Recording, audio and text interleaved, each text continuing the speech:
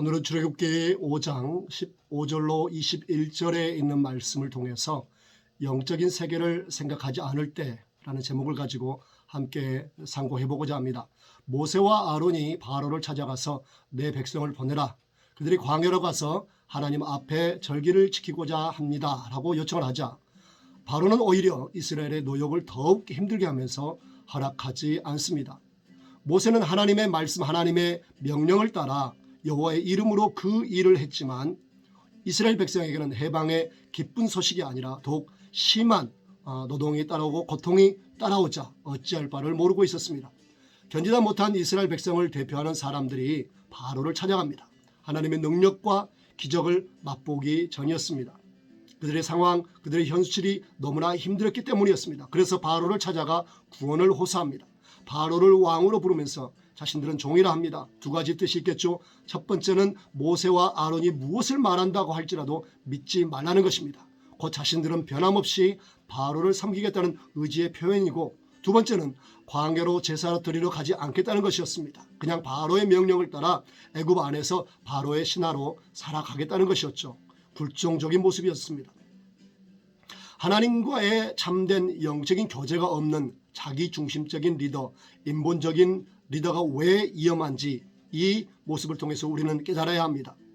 자기중심적이고 인본적인 리더들은 교회 공동체에 유익을 주거나 도움이 되기보다 해를 끼치고 오히려 문제를 일으키는 경우가 많기 때문입니다. 왜 그럴까요? 바로 영적인 세계, 마귀 역사를 생각하지 못하고 보지 못하기 때문입니다. 그래서 마귀가 그들을 이용하기가 참 쉽고 또 마귀가 마귀에게 이용만 당할 수 있기 때문입니다. 때문에 교회 리더나 교회의 모든 직분자들에게 가장 중요한 것은 하나님과의 교제이고 성령 충만함일 것입니다. 우리가 진정 신경 써야 하는 존재는 우리 하나님이십니다. 주변의 문제와 상황, 어려움을 주는 바로와 같은 것들이 아닙니다. 주변에서 나를 넘어뜨리려고 오는 존재, 나를 쓰러뜨리려고 오는 문제, 사실 그런 것들은 아무것도 아닙니다. 진정 우리가 두려워해야 하는 분은 하나님이십니다. 왜냐하면 우리 하나님은 진정으로 크시고 위대하신 분이기 때문입니다.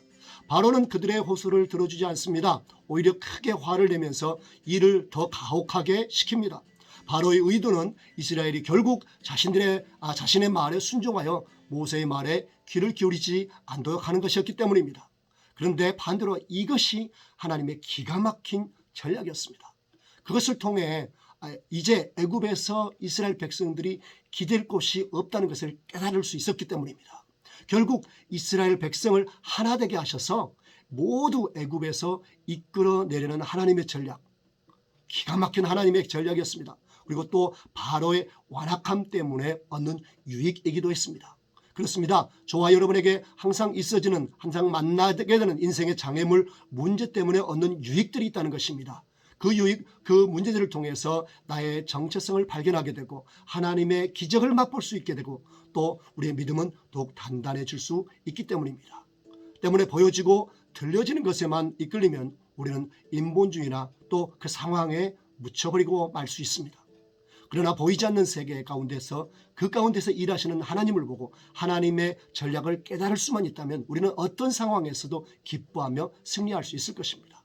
오늘 하루 세상을 육신의 눈으로 바라보듯 영적인 세계를 우리의 마음의 눈으로 바라보면서 그 가운데 승리하신 주님과 함께 영광과 기쁨을 누리는, 평강을 누리는 복된 날 되시기를 주 이름으로 축복합니다.